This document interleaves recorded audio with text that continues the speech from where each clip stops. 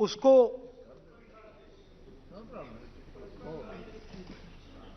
गहराई से सुनने का मौका मिला।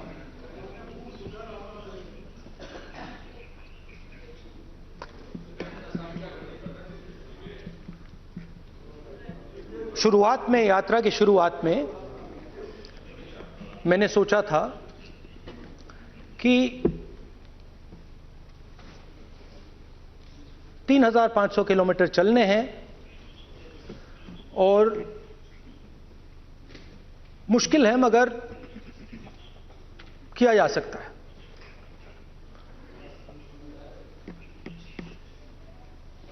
आप भी राजनेता हो, हम भी राजनेता हो हैं, हाँ सेवक कह लीजिए। और नॉर्मली आजकल की राजनीति में जो हमारी पुराना ट्रेडिशन था पैदल चलने का, वो आजकल हम सब लोग, हम भी आप भी, उस ट्रेडिशन को शायद भूल गए या उसका हम पालन नहीं करते। मैं भी उसमें शामिल था, आप भी उसमें शामिल हैं। हम सब, कोई गाड़ी में जाता है, कोई हवाई जहाज में जाता है, कोई हेलीकॉप्टर में जाता है, मगर पैदल कम चलते हैं। ठीक है, ठीक है। और जब पैदल चला जाता है,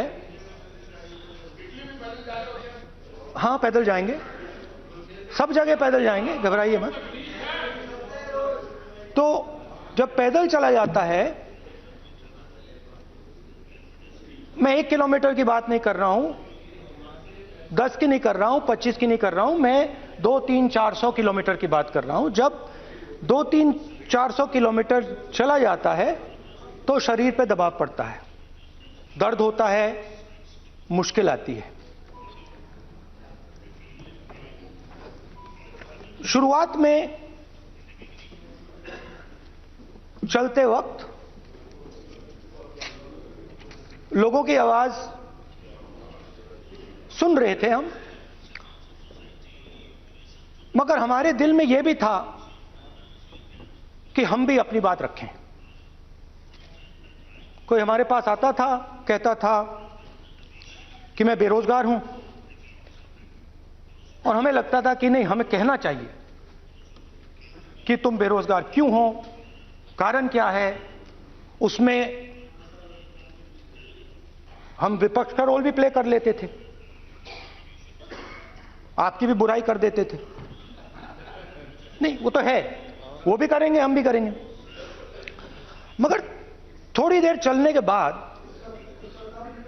एक बदलाव आया, और जो हमारी आवाज थी, जो ये डिजायर था बोलने का कि भैया बेरोजगारी इसलिए है, महंगाई इसलिए है, वो बिल्कुल बंद हो गई। क्योंकि हमने इतने लोगों से बात की, मतलब हजारों लोगों से बात की, बच्चों से, बुजुर्गों से, महिलाओं से, माताओं से, बहनों से, कि थोड़ी देर बाद ये बिल्कुल आवाज बंद हो गई। और फिर हम गहराई से, और मैं खुल के कह सकता हूं, मैंने तो अपनी जिंदगी में इस प्रकार से कभी पहले सुना ही नहीं था। क्योंकि हम सब में थोड़ा सा अहंकार होता है कि हम ही बता दें, अपनी बात रखते।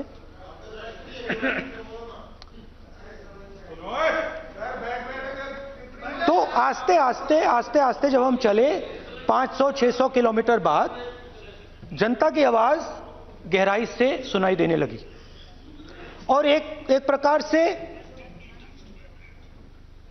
यात्रा, इंडिविजुअल्स नहीं, यात्रा हमसे बोलने लगी। नहीं, गहरी बात है, समझ नहीं आएगा। आप समझने की कोशिश करो। यात्रा हमसे बोलने लगी। 200 किलोमीटर आप चलने की कोशिश करिए, पता चल जाएगा। और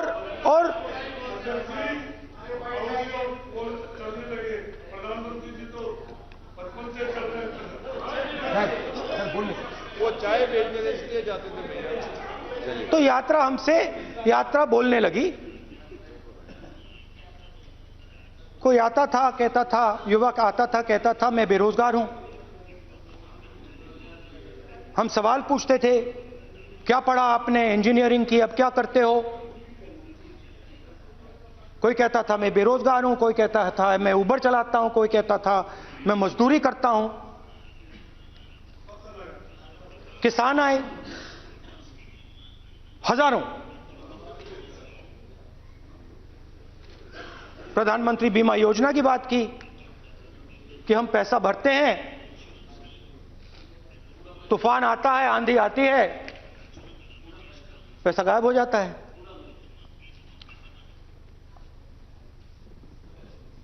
किसानों ने यह भी कहा कि हमारी जमीन छीन ली जाती है, हमें सही रेट नहीं मिलता। जमीन अधिग्रहण बिल जो था वो लागू नहीं होता। आदिवासियों ने कहा, वनवासियों ने नहीं, आदिवासियों ने, कि जो ट्राइबल बिल में हमें दिया जाता था वो आज छीना जा रहा है। तो बहुत सारी चीजें हमको सुनने को मिली, मगर मेन थ्रस्ट अगर मैं कहूं, मेन थ्रस्ट बेरोजगारी, महंगाई और किसान। उसमें एमएसपी थी, उसमें बीज की समस्या थी, किसान बिल की समस्या थी। अच्छा, अग्निवीर की भी बात की लोगों ने। आपने अभी बोला कि अग्निवीर देश को फायदा पहुंचाएगा। मगर हिंदुस्तान का युवा जो 4 बजे दौड़ता है, आर्मी में भर्ती होने के लिए दौड़ता है, वो आपकी बात से सहमत नहीं है।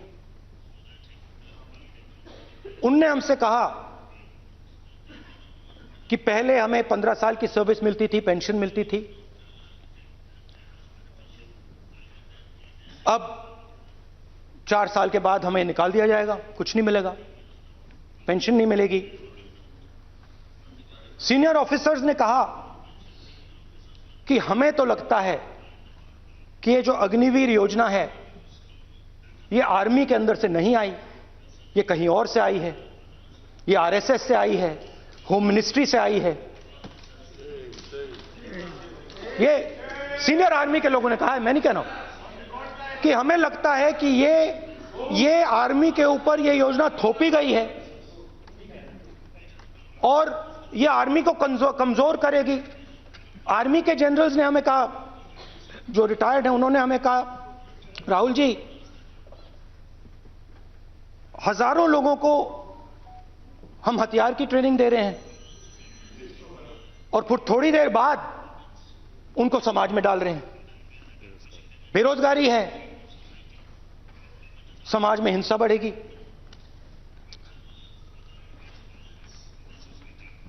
तो उनके मन में था कि ये जो अग्निवीर योजना जो है,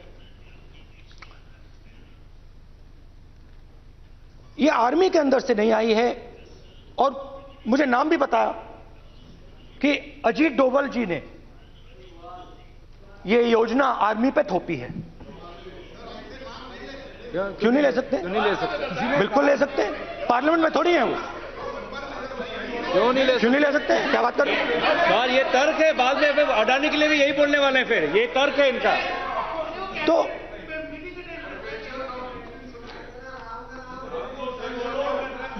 इंटरेस्टिंग बात यह है कि मैंने फिर प्रेसिडेंट्स एड्रेस पढ़ा। देश के सब युवा अग्निवीर अग्निवीर अग्निवीर अग्निवीर बोल रहे हैं, कह रहे हैं कि ये आर्मी के ऊपर थोपा गया है, हमें नहीं चाहिए। आर्मी के लोग कह रहे हैं हमें नहीं चाहिए। जैसे मैंने कहा, आर्मी को लगता है कि होम मिनिस्ट्री ने इनके ऊपर थोपा है, आरएसएस ने ये उनके ऊपर थोपा है। तो ये आवाजें आ रही हैं। अब मैंने आपका बैठिए, अब बैठिए,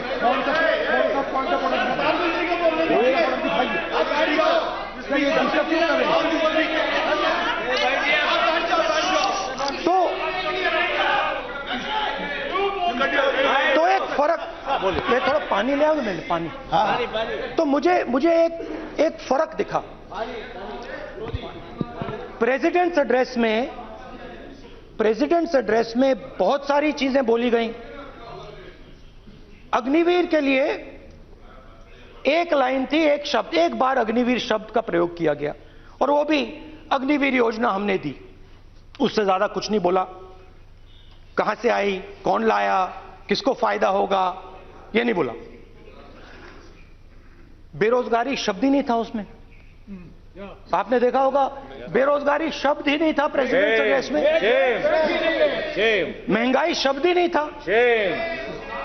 तो जो यात्रा में हमें सुनने को मिला, अग्निवीर, महंगाई, किसान, बेरोजगारी, प्रेसिडेंट एड्रेस में था ही नहीं।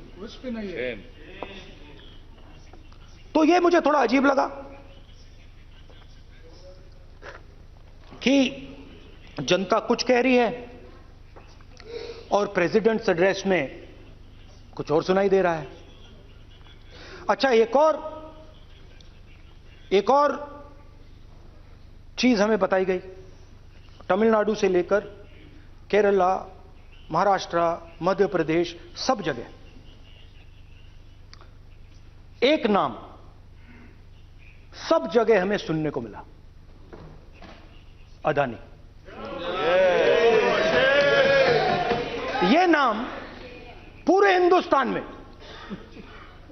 केरल में, तमिलनाडु में, महाराष्ट्र, कर्नाटका, हिमाचल, कश्मीर, सब जगह अदानी अदानी अदानी अदानी अदानी।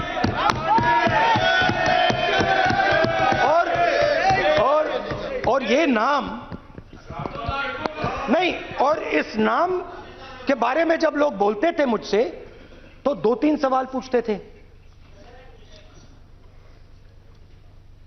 ये पूछते थे कि ये जो अदानी जी हैं, ये किसी भी बिजनेस में घुस जाता है, ये सफलता प्राप्त कर जाता है, ये कभी फेल नहीं होता। और युवाओं ने मुझसे यह सवाल पूछा कि भाई ये हो क्या रहा है, हम भी सीखना चाहते हैं। मोदी जी ने कहा स्टार्टअप करो, हम भी अदानी जी जैसे बनना चाहते हैं, तो भैया किसी भी बिजनेस में घुस जाओ और एकदम सक्सेस हो जाए। यह पहला सवाल था। दूसरा सवाल था कि ये अदानी जी हैं, ये किसी भी बिजनेस में घुस जाते हैं। पहले ये 1-2 बिजनेस करते थे, अब ये 8-10 सेक्टर्स में काम करते हैं। Airports, data centres, cement, solar energy, wind energy, aerospace and defence, consumer finance, renewables, media. तो उन्होंने मुझसे पूछा कि राहुल जी, हाँ वेट करो, बेटे हाँ, धन्यवाद। पोर्ट्स की बात भी थी।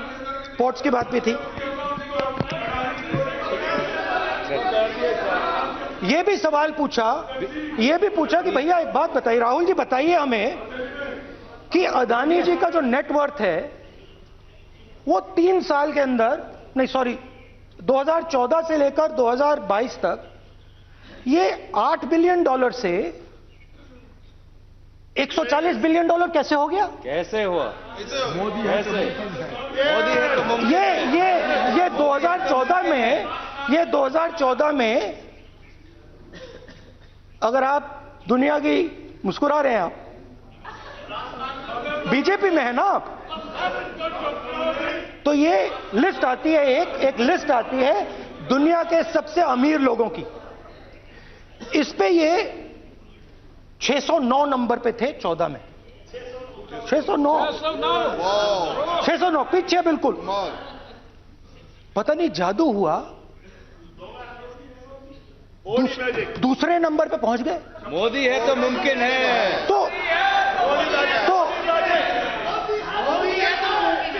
तो मुझसे पूछा यार बहुत सारे लोगों ने पूछा कि भैया राहुल जी बताइए, हिमाचल में सेब की बात होती है, अदानी जी। कश्मीर में सेब की बात होती है, अदानी जी। पोर्ट्स की बात होती है, अदानी जी। एयरपोर्ट्स की बात होती है, अदानी जी। इंफ्रास्ट्रक्चर, अच्छा हम सड़क पे चल रहे हैं, मैं पूछूं किसने बनाई, अदानी जी। तो लोगों ने यह भी पूछा कि राहुल जी ये जो अदानी जी जो हैं, इनकी सफलता कैसे हुई, ये इतने बिजनेसेस में कैसे घुस गए, इतनी सफलता कैसे प्राप्त हुई, और सबसे जरूरी सवाल, इनका हिंदुस्तान के प्रधानमंत्री के साथ क्या रिश्ता है और कैसा रिश्ता है, देश जानना चाहता है। तो देश जानना चाहता है। ये देखिए रिश्ता, ये देख लीजिए। प्लीज पोस्टर माननीय सदस्य, पब्लिक में सर, माननीय सदस्य पोस्टर नहीं, प्लीज पोस्टर नहीं, पोस्टर नहीं है सर। देखिए आप बैठिए, एक मिनट बैठिए। आप पोस्टरबाजी करेंगे तो इधर कहेंगे राजस्थान के मुख्यमंत्री का पोस्टर चिपकाएंगे। पोस्टरबाजी के लिए सदन नहीं है, आप बात करें, पोस्टरबाजी नहीं। स्पीकर आप वरिष्ठ सदस्य हैं, स्पीकर सर, तो पोस्टरबाजी उचित नहीं है। स्पीकर सर, पोस्टरबाजी उचित नहीं है, प्लीज। राजस्थान के मुख्यमंत्री, ये सच्चाई है। स्पीकर बस केम इनटू द मीडिया। चलिए, पोस्टर नहीं, बोल दिया और क्या चाहिए, प्लीज। वो लिख दे दो मुझे। हाँ आ गया, जस्ट राइट इट नीटली। तो नहीं स्पीकर सर, वो फोटो है सर, वो पोस्टर नहीं है। आप वरिष्ठ सदस्य हैं, प्राइम मिनिस्टर की फोटो है सर, नियम में नहीं है, अच्छा चेहरा सदन ने दिख रहा नियम है। बनाया है। उनके वहां पे उनके पीछे अदानी का लोगो है, अदानी जी के हवाई जहाज में घुस रहे हैं। तो मैंने सोचा कि आज के प्रेसिडेंट्स एड्रेस में मैं थोड़ा जो नरेंद्र मोदी जी का और अदानी जी का रिश्ता है उसके बारे में आपको थोड़ा बता देता हूं। प्लीज प्लीज बताइए। तो वो आप बता देना।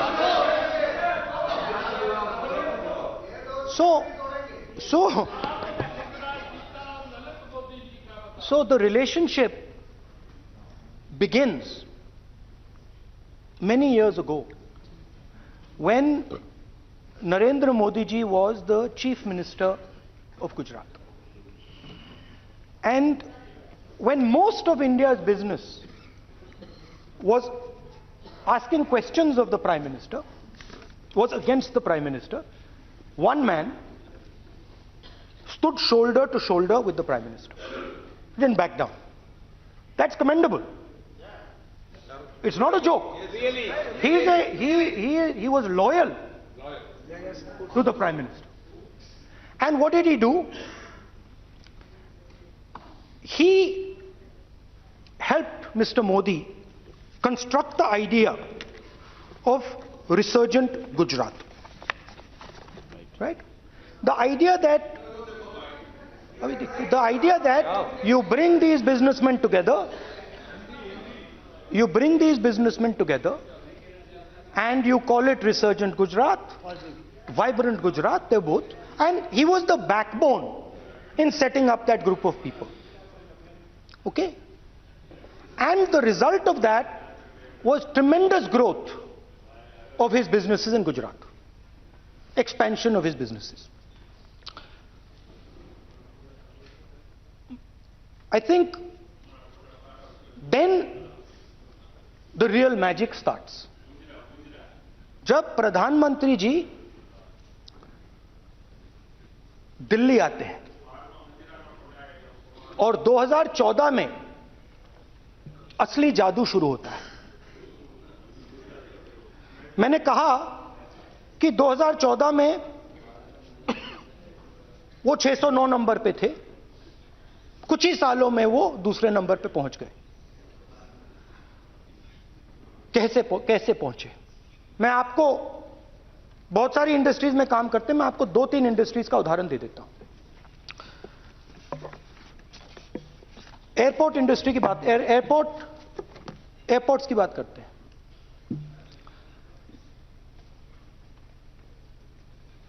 कुछ साल पहले सरकार ने हिंदुस्तान के एयरपोर्ट्स को डेवलप करने के लिए दिया। नियम था, there was a rule that anybody who does not have prior experience in airports cannot be involved in development of these airports. नहीं, गलत नहीं बोल रहा हूं। और CMR जो है वो कौन सा एयरपोर्ट डेवलप किया? आप बैठ जाइए।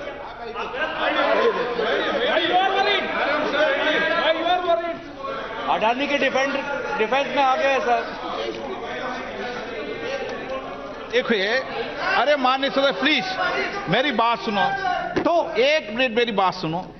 ये 1 मिनट बात सुनेंगे। ये संसद है, अपन किस दिशा पर चर्चा कर रहे हैं ये देश देख रहा है। हमें राष्ट्रपति अभिभाषण पर चर्चा करें तो उचित रहे, बाकी आपकी इच्छा है, स्वतंत्र अभिव्यक्ति है।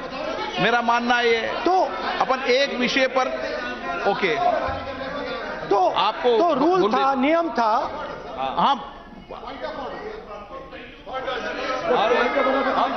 पॉइंट ऑफ ऑर्डर किस पे है ये?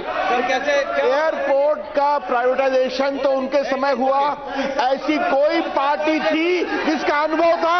ये कौन सी बात कर रहे हैं? बोलिए। ओके प्लीज ओके, बोलने दे आपको नेता को, तो बोलने दे आपको नेता को। रूल था, प्लीज बोलने दे। रूल था कि अगर कोई एयरपोर्ट बिजनेस में नहीं था तो वो इन एयरपोर्ट्स को ले नहीं सकता था। इस रूल को हिंदुस्तान की सरकार ने बदला। किसी ने भी बनाया हो, रूल था। किसी ने भी बनाया हो, रूल था। रूल बनाया किसने बात नहीं है, रूल बदला किसने बात है। रूल बदला गया और किसके लिए? किसने किया है?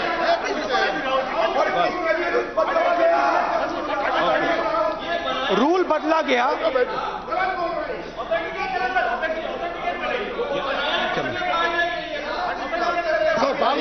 चलता रहेगा क्या सर? आप रूल को बदला गया। अरे सर बोलने दीजिए। करना चाहिए सर, ऑथेंटिकेट करना चाहिए।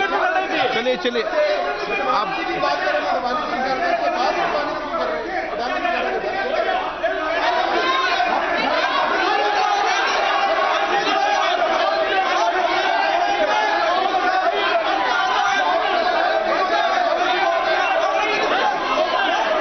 रूल बदला गया sir, speaker sir.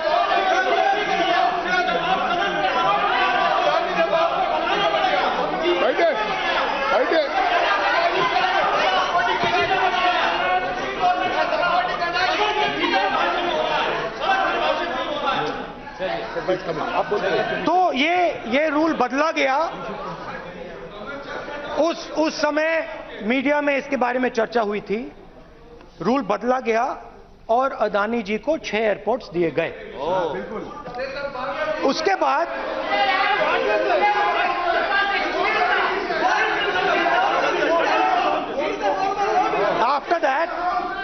after that India's most strategic profitable airport, Mumbai Airport, was taken away by GVK, hijacked by using the agencies. The agencies को CBI, ED का प्रयोग कर GVK पर दबाव डालकर हिंदुस्तान की सरकार ने उस एयरपोर्ट को अदानी जी के हाथों में कर दिया। रिजल्ट क्या आया? रिजल्ट आया कि एयरपोर्ट्स में आज अदानी जी 24% हिंदुस्तान की एयर ट्रैफिक को अपने एयरपोर्ट से निकालते हैं और 31% एयर फ्रेट उनके एयरपोर्ट्स में से निकलता है। अब यह काम हिंदुस्तान की सरकार और हिंदुस्तान के प्रधानमंत्री जी ने फैसिलिटेट किया। तो बताइए, बोलिए वित्त मंत्री, विधि मंत्री। और ये जो सर ये हाउस में सर ये बोल रहे हैं, तुम तो ज्ञान बांट रहे हो, बैठ जाओ। सर ये कानून की बात, यहाँ बहुत गंभीर मिनिस्टर हैं ये देश, ये राष्ट्रपति का उद्बोधन को लेकर एक गंभीर चर्चा हो रही है। जो भी मेंबर कुछ भी बात करे विद फुल रिस्पॉन्सिबिलिटी ऑथेंटिकेट करें। और ये वाइल्ड एलिगेशन अपना एक सोच के आया है, बिना तर्क के ऐसे वाइल्ड एलिगेशन लगा रहे, ये कोई मतलब नहीं है सर, ये ऐसे नहीं बोल सकते। और वो सर तर्क रखना पड़ेगा। अगर एलिगेशन लगा रहे हैं तो आपको पूरा डॉक्यूमेंट प्रूफ के साथ आपको रखना पड़ेगा। दे देंगे आप ऐसे बातें नहीं दे देंगे, और ये गंभीरता को समझिए, ये डॉक्यूमेंट्री प्रूफ दे देंगे। अब आपने जो पिछले स्पीकर थे उन्होंने फॉरेन पॉलिसी की बात की, हम भी फॉरेन पॉलिसी की बात करते हैं। चलिए डिफेंस से शुरू करते हैं। बहुत ऑप्शन है, आप बताइए कहां से शुरू करें। बिजली, डिफेंस, बहुत ऑप्शन है। Defence, let us start with defence. अब डिफेंस में अदानी जी का कोई एक्सपीरियंस नहीं था, जीरो एक्सपीरियंस। कल मैंने प्रधानमंत्री को एचएएल में देखा। प्रधानमंत्री जी ने कहा कि गलत आरोप लगाया, मगर रियलिटी तो यह है कि एचएएल का जो कॉन्ट्रैक्ट था 126 हवाई जहाजों का, वो अनिल अंबानी को चला गया और अनिल अंबानी बैंकरप्ट हो गया। वहां भी फैसिलिटेशन था। अब देखिए, और ये जो फ्यूचर एंटरप्रेन्योर्स हैं, जो बिजनेस स्कूल हैं, हार्वर्ड यूनिवर्सिटी जैसे स्कूल हैं, इनको इसका केस स्टडी, इसकी केस स्टडी बनानी चाहिए, शायद बने। How to use government power to build individual businesses, case study.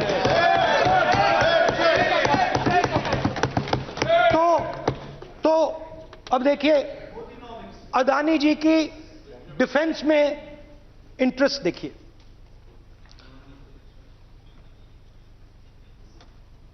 Elbit company के साथ हिंदुस्तान में अदानी जी ड्रोन्स बनाते हैं।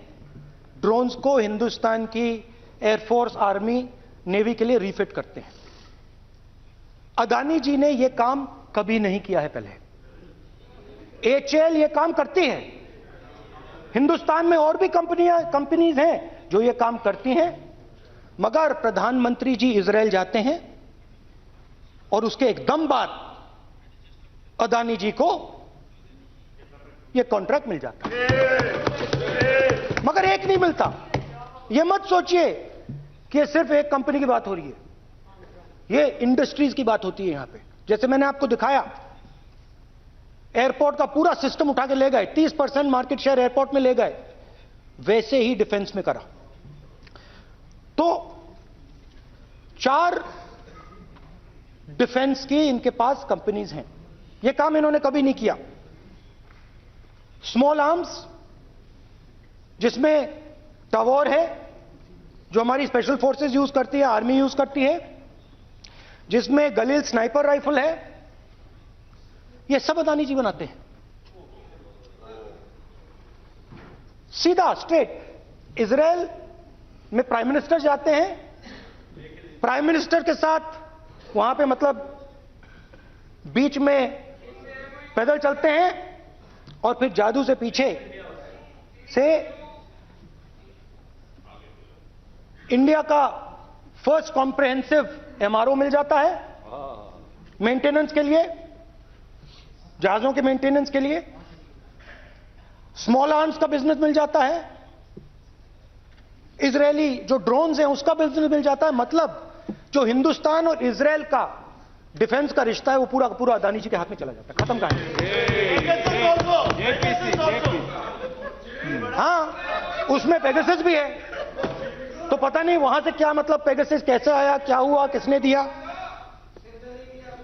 अच्छा, एक और बड़ी इंटरेस्टिंग चीज है, एक कंपनी है अल्फा डिफेंस जो डिफेंस इलेक्ट्रॉनिक्स का काम करती है, एवियोनिक्स का काम करती है और बहुत स्ट्रेटेजिक कंपनी है, वो भी अदानी जी के हवाले कर दी गई।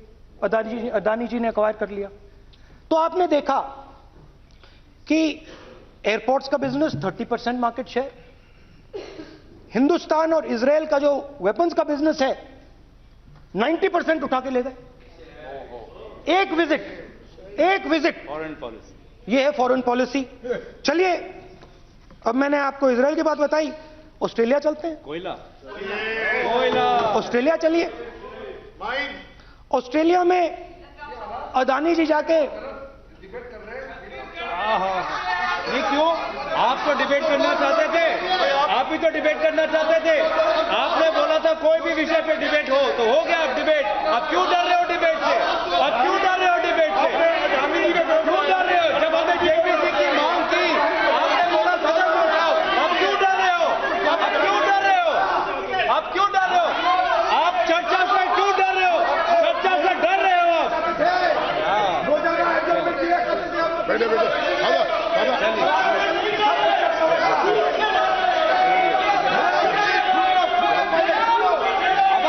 अब सुनना पड़ेगा, अब सुनना पड़ेगा, अब सुनना पड़ेगा। ऑस्ट्रेलिया जाते हैं, प्रधानमंत्री ऑस्ट्रेलिया जाते हैं।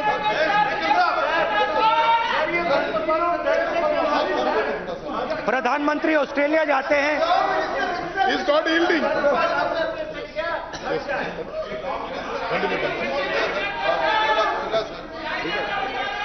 ऑस्ट्रेलिया जाते हैं। क्या नंबर बताएं? 69। Not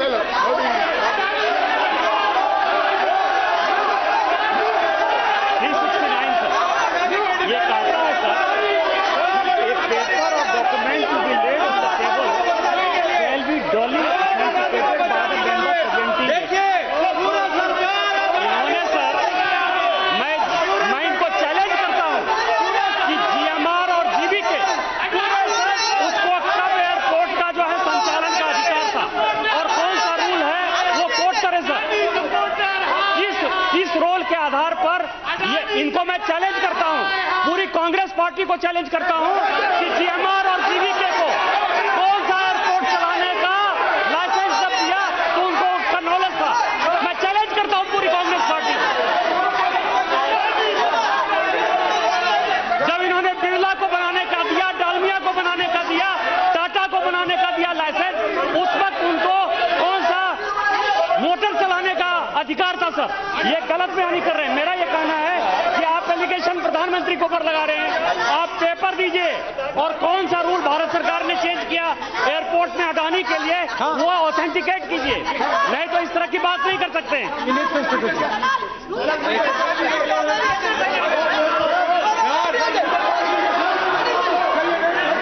करना पड़ेगा, ऑथेंटिकेट करना पड़ेगा। राहुल गांधी जी आपको ऑथेंटिकेट करना पड़ेगा। आप ऐसा नहीं बोल सकते हवा में, आप हवा में बोल रहे हो और प्रधानमंत्री जी पर आरोप लगा रहे हो। आपको ऑथेंटिकेट करना ही पड़ेगा। आप ऐसे ही बोल रहे हो कि जीएमआर का जीवीके का समय रूल हाँ कहा था, रूल कोई रूल नहीं था। आपको यू हैव टू ऑथेंटिकेट और ऑथेंटिकेट करके ही रखना पड़ेगा आपको। पहले रखिए और उसके बाद आगे बात करने देंगे, नहीं तो माफी मांगिए देश से। आप प्रधानमंत्री जी पर आरोप लगा रहे हैं, सर बोलने दीजिए। अनाप शनाप आरोप लगा रहे हैं, बिना किसी डॉक्यूमेंट के आरोप लगा रहे हैं प्रधानमंत्री जी पे। रूल 353 सर, रूल 353 किया है sir, no allegation of defamatory और incriminatory nature shall be made unless you have given notice. छोड़िए, वो तो प्रधानमंत्री के खिलाफ एलिगेशन लगा रहे हैं बिना नोटिस दिए, बिना कोई डॉक्यूमेंट दिए। सर ये रिकॉर्ड पर नहीं आना चाहिए सर, ये बिल्कुल रूल का उल्लंघन है। और क्या क्या बातें वो कह रहे हैं सर, मैं उसको रिपीट नहीं करना। Reckless allegation, baseless allegation, in violation of rules, sir ये स्वीकार नहीं होना चाहिए। ओके सर, लेट अस एक सब बैठिए। ऑस्ट्रेलिया पीएम जाते प्लीज हैं। बैठिए, आप प्लीज बैठिए। वरिष्ठ वकील साहब बैठिए। ऑस्ट्रेलिया जाते हैं। एक मिनट राहुल जी, एक मिनट। नियम 369 भी मैंने देखा है, 333 भी देखा है। मेरा आग्रह है, सदन भारत की संसद है, हम एक ही विषय पर सारी राष्ट्रपति की चर्चा लगाए, ये उचित है क्या? फिर आपको बोलना बोले नहीं स्पीकर, गलत तरीका है राहुल गांधी जी, आप बोल नहीं, गलत तरीका है। क्या देश को संदेश देना चाहते हैं आप? क्या संदेश देना चाहते हैं देश को? चलिए राहुल गांधी जी। ऑस्ट्रेलिया में प्रधानमंत्री जाते हैं। आप बोलिए सर, स्पीकर सर, प्रधानमंत्री जी ऑस्ट्रेलिया जाते हैं और जादू से State Bank of India $1 billion loan Adani ji को ऑफर कर दिया।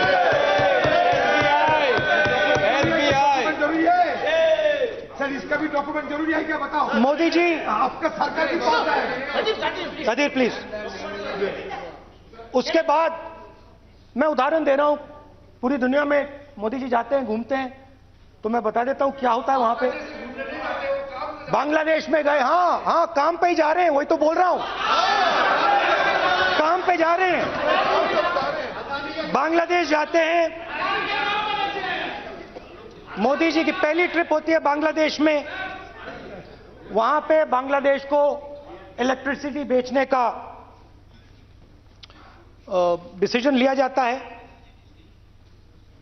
कुछ ही दिन बाद बांग्लादेश पावर डेवलपमेंट बोर्ड 25 साल का कॉन्ट्रैक्ट अदानी जी के साथ साइन कर देता है।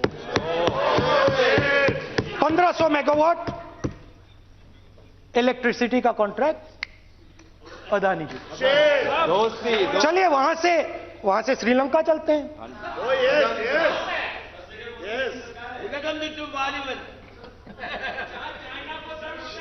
जून 2022 में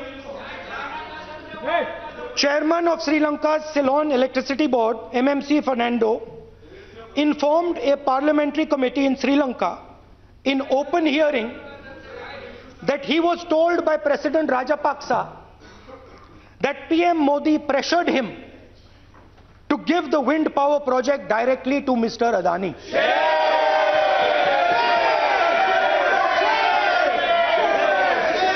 मतलब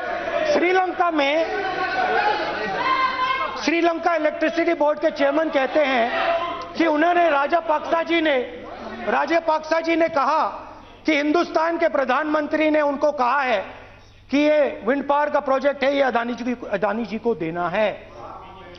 तो ये रही आपकी फॉरेन पॉलिसी। ये हिंदुस्तान की फॉरेन पॉलिसी नहीं है, ये अदानी जी की फॉरेन पॉलिसी है, उनके बिजनेसेस बनाने की फॉरेन पॉलिसी है। अब यात्रा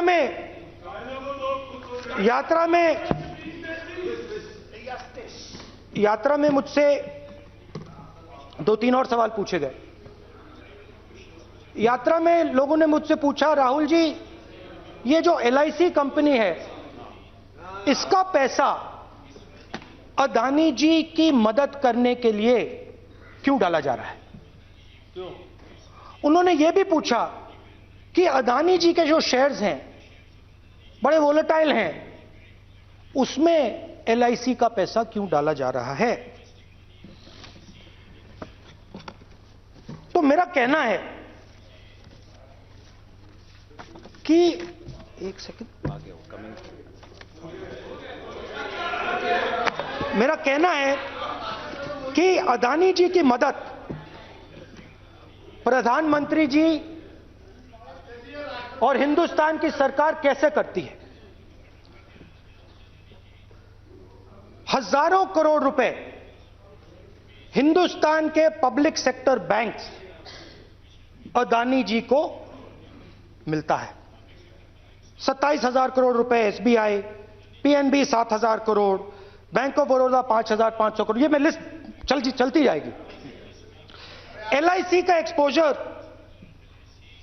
का एक्सपोजर 36,000 करोड़ रुपए, 3 crore SBI and other PSU bank holders. Money is going to Mr. Adani and to finance.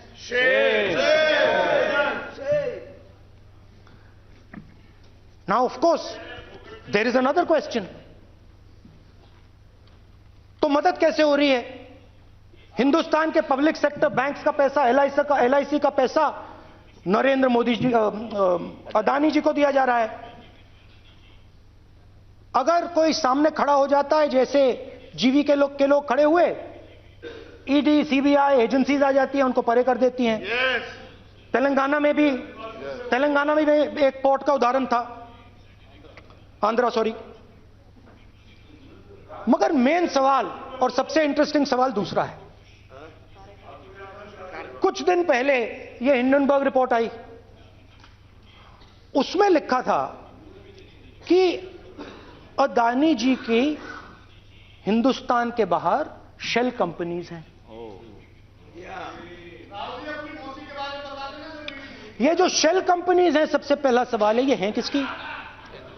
ये किसकी है मॉरिशस में जो शेल कंपनीज हैं? और ये जो हजारों करोड़ रुपया ये शेल कंपनीज हिंदुस्तान में भेज रही हैं, ये किसका पैसा है?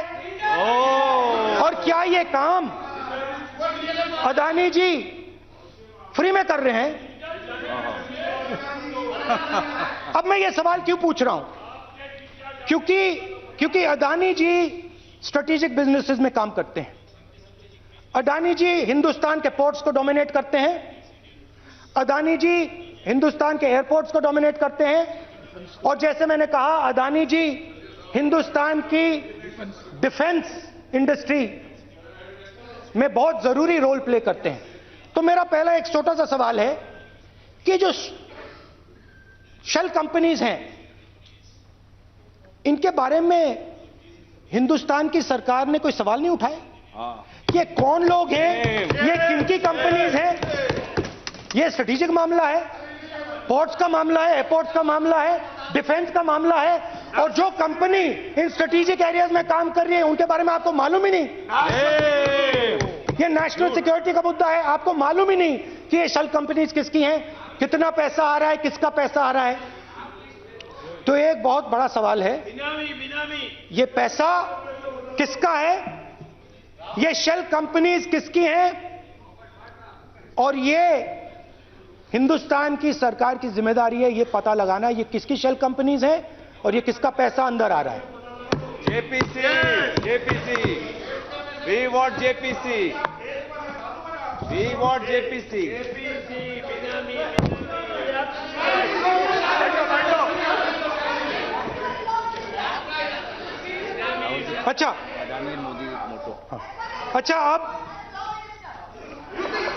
अच्छा अब चलिए छोटा सा बजट के बारे में बता देता हूं। 2022 में अदानी जी अनाउंस करते हैं कि वो $50 बिलियन इन्वेस्ट करेंगे to build the world's largest green hydrogen ecosystem. और इस बजट में बीजेपी की सरकार निर्मला सीतारमण जी कहती हैं हम ग्रीन हाइड्रोजन के लिए बहुत ह्यूज इंसेंटिव्स देंगे, 19,700 करोड़ रुपए हम ग्रीन हाइड्रोजन के लिए देंगे, मतलब अदानी जी को देंगे। जुगलबंदी बजट में अदानी जी के लिए 50 नए airport, coastal shipping, horticulture, grain storage, ये सब काम आप कर रहे हैं। तो मेरे सिर्फ कल प्रधानमंत्री जी कल भाषण देंगे, मेरे उनसे 2-3 छोटे से सवाल हैं। मेरा प्रधानमंत्री जी से 2-3 सवाल हैं।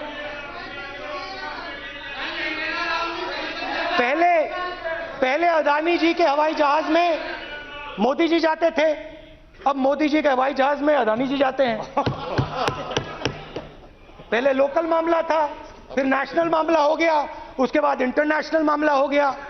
अदानी जी के लिए बोरिस जॉनसन का बेटा काम करता है, आपको पता नहीं मालूम है या नहीं मालूम? भाई सॉरी, नहीं बेटा भी, भाई काम करता है। तो ये मामला पहले गुजरात का मामला था, फिर ये हिंदुस्तान का मामला हुआ, अब ये इंटरनेशनल मामला हो गया है। तो मेरा सवाल प्रधानमंत्री जी से, और सिंपल सवाल है, प्रधानमंत्री जी आपकी फॉरेन ट्रिप्स पे अदानी जी और आप कितनी बार एक साथ गए? Adani ji, how many times did you travel together with Adani ji? How many times did Adani ji join you later on a visit? How many times did Adani ji travel to a country immediately after you did? Good question. And in how many of these countries after you visited did Adani ji get a contract? Also an important question, जरूरी सवाल, अदानी जी ने BJP को पिछले 20 साल में कितने पैसे दिए हैं?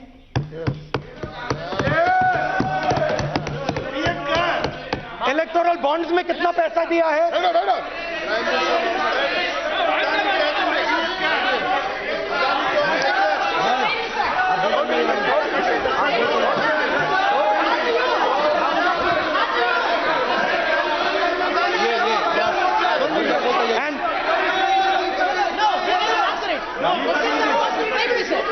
Questions are posed to Prime Minister, please. Sir, खत्म करने दीजिए सर. Concluding. और बहुत सुंदर तरीके से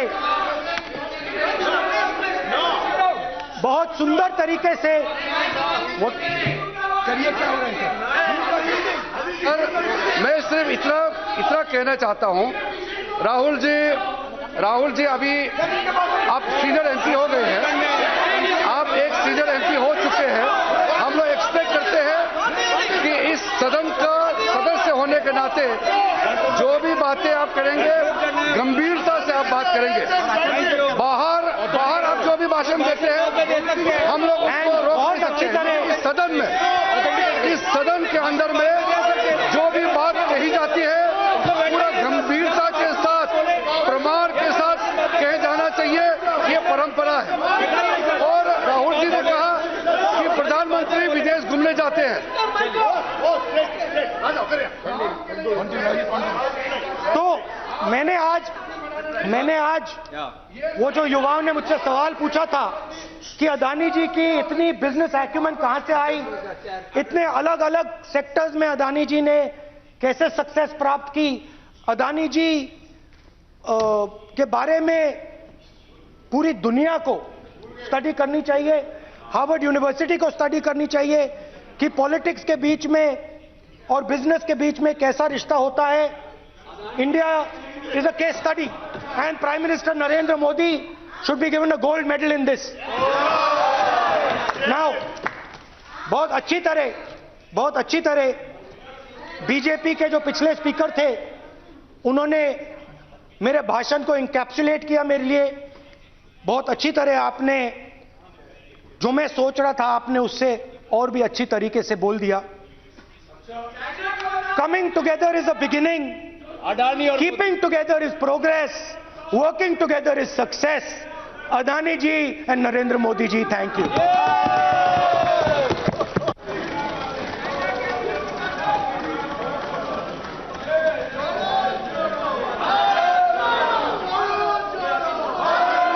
भारत जुड़ा हुआ है, चिंता मत करो।